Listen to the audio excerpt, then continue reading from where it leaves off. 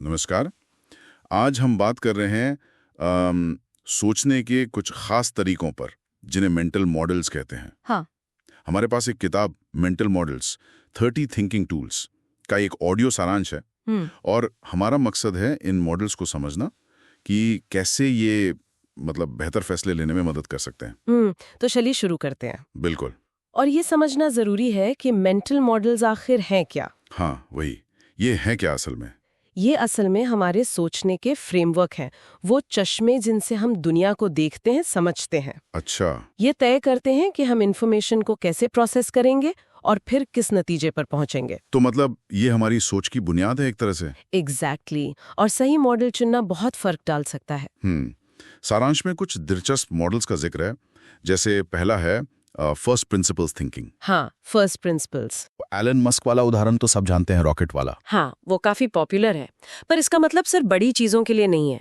नहीं, ये हमें जो चलता आया है वाली सोच है ना, उससे बाहर निकालता है। जब आप किसी प्रॉब्लम को उसकी जड़ से पकड़ते हैं बिना पुरानी धारणाओं के, हाँ, तो आप ऐसे नए समाधान ढूंढ सकते हैं जो पहले किसी ने सोचे भी ना हो। मौलिक सोच जिसे कहते हैं। ये तो कमाल का टूल है।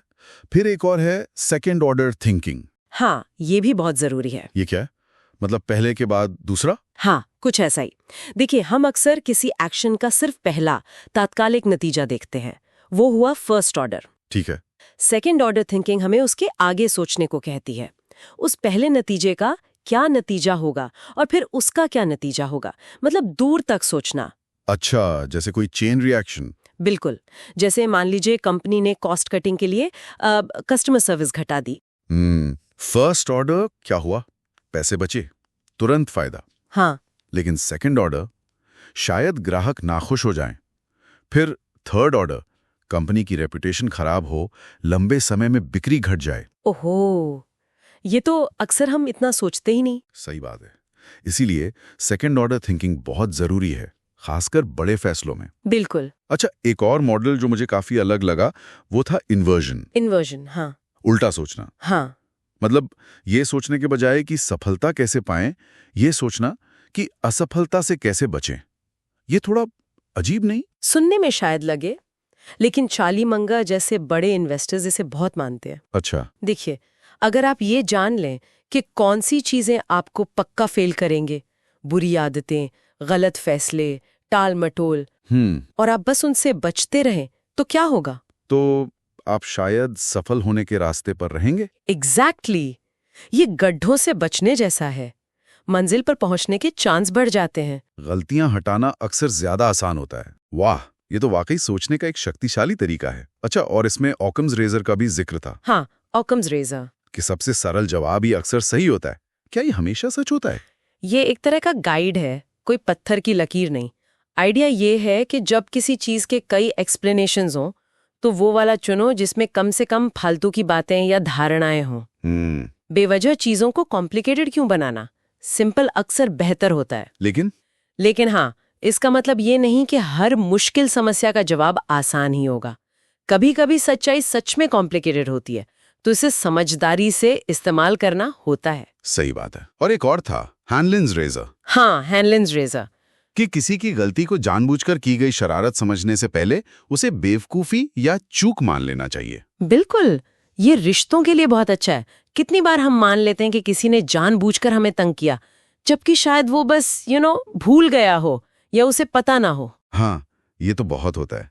इससे काफी गलतफहमियां दूर हो सकती हैं। निश्चित रूप से। ये हमें बेवजह के झगड़ों से बचाता है।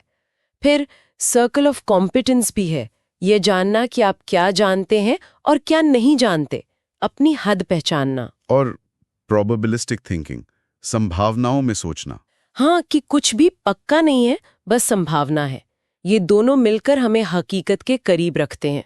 तो कुल मिलाकर ये समरी यही बता रही है कि ये मेंटल मॉडल्स हमारी सोच को तेज और बेहतर बनाते हैं। बिल्कुल।